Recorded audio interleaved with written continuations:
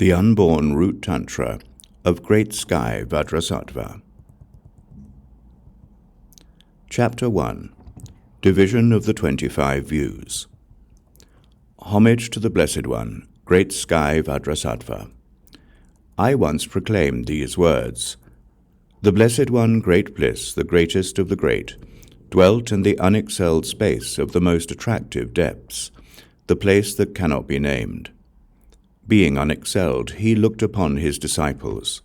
He straightened his body up into a place that can be designated and is most attractive.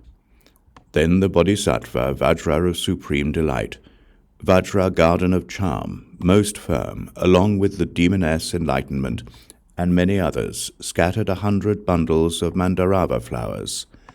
They said to the Blessed One, Please give instruction on the meaning which is without appearance. So the Blessed One arose from his samadhi on the profound space without appearance and gave instruction. The unexcelled vehicle has no superior. He who mounts the great vehicle will definitely get out of the many samsaras. This is where the other vehicles are supported, so it is proper to meditate on this vehicle. He who meditates on this vehicle is equal to the victorious Buddha. The great vehicle is the Bodhicitta. One who desires the enlightenment of the Buddha is characterized by the Bodhicitta. The mind is called multifaceted, and because the precious ocean of the Vajra is multifaceted, it is called mind. Therefore, he who sees the mind itself knows all the sutras and all the discipline. Emotional obstructions are purified by knowing the mind itself. The view of the mind itself, however, is dear. The various ways of moving about are the dharmas of samsara. Enlightenment does not think or wander. It is pure from the primeval, so there is nothing to purify. It has energy and strength, for it abides as a remedy. It has no true nature, for it has been since before time. It remains perfect, for it is spontaneously perfect. The vehicles of commitment are the fortress of life. All that has not been gathered is spontaneously perfected upon finding the roots of the fortress's walls. This requires serving the Guru. The basis of failure is inadequate inquiry into what is possible. It is therefore proper to serve the Guru. Buddhahood is found by inquiring into what is possible and performing service. You simply must serve a Guru. The cause of companionship is not to be removed from relatives and friends. You find the victorious ones of the 3 times by association with them throughout the 3. Before, after, and now. Some will come forth who divide things up without a system. Buddhahood is actualized without them. That which is called the mind is the Buddha.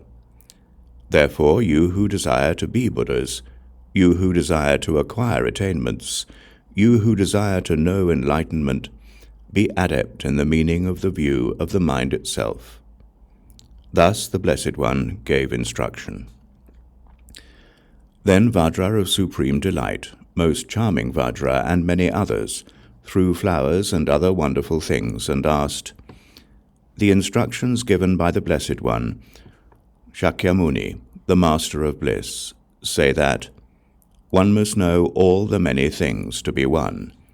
So now the audience asks, Master of Sages, Mind of Total Liberation, what does the great Master of the Mind think about the proclamation, after doing what is blissful, do what is meaningful? You have the clear moon of the mind of total liberation. Thus you are the unexcelled great vehicle. Please differentiate the meanings of the view. So they spoke. The Blessed One equanimously entered the samadhi of undefiled total liberation and said, The unexcelled vehicle is not to divide cause and result. There is the body of the result without traversing the cause. The mind from which all vehicles come forth is known as the great vehicle. For within the unexcelled great vehicle of the Vajra are 2 vehicles, 3 vehicles, and 4 vehicles gathered into the unexcelled vehicle. Even with the washing away of the world at the end of an eon, there is never no sky. The mind has no birth or death. Even when wandering in the world, there is no speech or designation for the Bodhicitta. It is because it is perfect that the domain of all subjects and objects is called the Great Vehicle.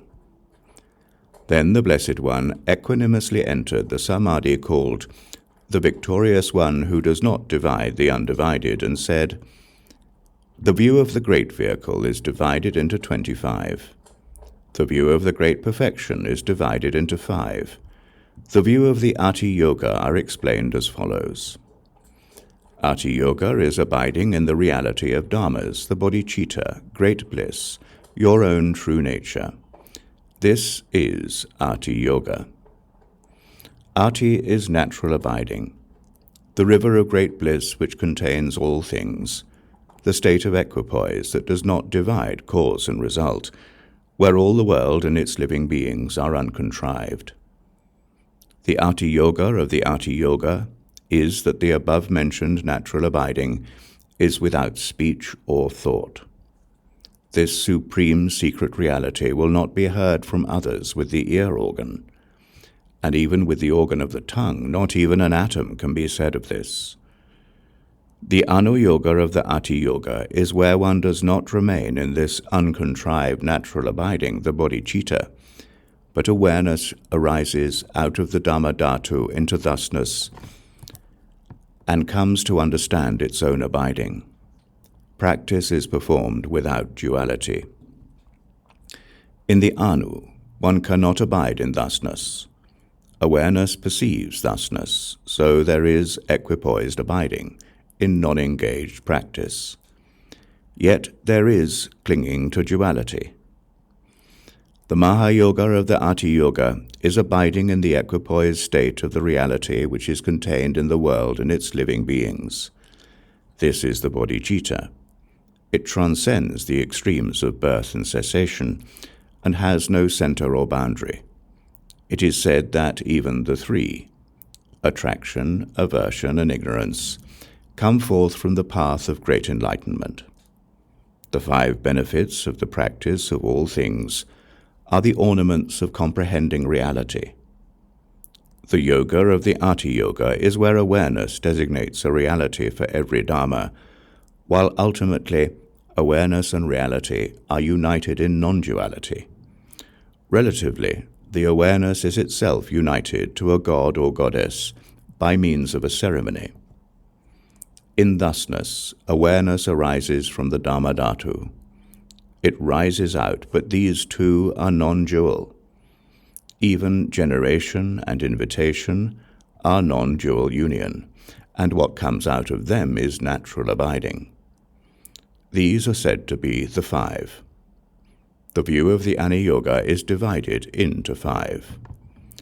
The Ati Yoga of the Anu Yoga is where all the dharmas that go beyond samsara and nirvana and are without boundary or center are the river of no seeking, the total base of the bodhicitta. This is the unspeakable depth. It is uncontrived. Hence there is no remedy or purification through a path. Cause and result are not divided into 2, for one does not look toward the cause. There is nothing in the apparent world which was not a Buddha from the primordial. Samsara and nirvana are without duality.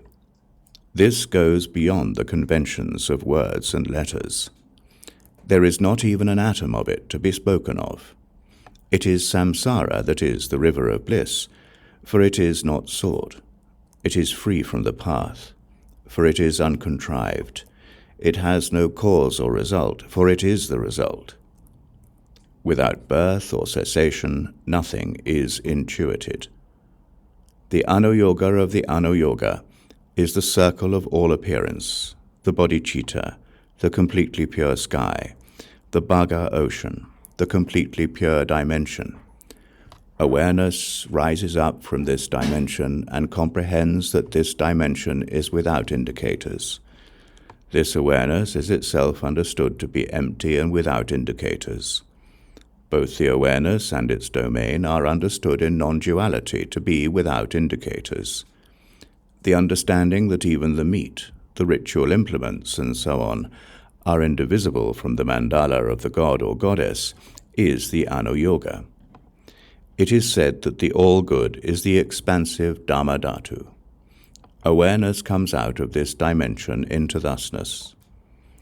Awareness is itself our domain. Our domain is itself awareness. Awareness and its domain are indivisible. This non-duality is the Anu. The Anu-yoga itself is the understanding which comes when the uncontrived is seen without divisions. This happens without coming out of or not coming out of the above-mentioned Dhamma-dhatu, and even if one practices using the 5 kinds of meat, the 5 kinds of ritual implement, and so on, one perceives that they are undefiled by problems. Even when everything that is of the senses, or is in the domain of the senses, is transformed into the mandala of a god or goddess, there is no problem. They exist without transformation in the essence of the Dhamma-dhatu, so this view is something that seems to have no problems. The real Anu-yoga is to be rolled around like a clay purbudaga. The depths of the completely pure Great Path are the vital essence of enlightenment from the primeval. See the vital essence of vital essences by practicing all things. The natural understanding of the vital essence through practicing all things is itself the Anu. This was actually taught. The teaching on the Maha of the Anu is the aware understanding that beginningless reality is without embellishment. Understanding is the best knowledge. The understanding that the base is not an entity is itself a holy method. This is comprehended and so is understood in a single instant. Equanimity understands in a single instant of awareness that the true nature of samsara and nirvana is without duality. Abiding in the state of method and knowledge is the Maha. The understanding of how things are is not subtle. The miracle of awareness understands in an instant that the dharmas of samsara and nirvana and the 3 bodies are non-dual. This is called the Maha of the Anu. Yoga is a gradual perception. One perceives that all appearance comes forth through the blessings of the 5 elements. Then one perceives that the 5 elements come forth through the blessings of the mothers of the 5 families. Then one perceives that the mothers of the 5 families come forth through the blessings of the completely pure Dhamma-dhatu. Then one perceives that the completely pure Dhamma-dhatu comes forth through the blessings of the letter A. Then one perceives that gods and goddesses, as well as male and female brave hearts, come forth through the blessings of the Dhamma-dhatu. The practice is that the body, speech, and mind of the god or goddess, and one's own body, speech, and mind, are united in non-duality. Therefore, it is yoga. One sees the thusness of all benefits and powers gradually. The indivisible union of first generation and second invitation is yoga. The Ati-yoga of the Maha-yoga is the aware understanding that the reality of dharmas, the total base of the bodhicitta, which has not arisen and is unborn from the beginning, is without birth or cessation. It is a river of equipoise in which there is nothing in the world or among its living beings that is not without birth and cessation. One roams about with the simple understanding that awareness is itself without birth and cessation from the primordial. One abides in just this and does not practice anything else, so this is an unexcelled practice. One does not leave the experience of this understanding behind, so this is an unexcelled commitment. One perceives the core of the above-mentioned understanding and does not look at anything else, so this is an unexcelled view. One abides without wavering in the above-mentioned state, so it is the unexcelled meditation. The awareness designates and analyzes the uncontrived essence of reality just as it is, and becomes engaged. This is not an understanding, but it is a river. Awareness designates the uncontrived way things are, as being without birth and cessation. The total equanimity in that great bliss that does not take up or abandon anything is clearly the Ati Yoga of the Maha. The Anu Yoga of the Maha Yoga is that awareness itself comes forth from the above-mentioned birthless and deathless reality, is uncontrived and has no true nature. The intellect dwells in the understanding that it has no birth or cessation, but is unable to remain in this understanding without changing. The appearance of any reality there may be is created without a true nature. The practice is to practice anything at all. The Anu of the Maha is where a river of understanding is lacking.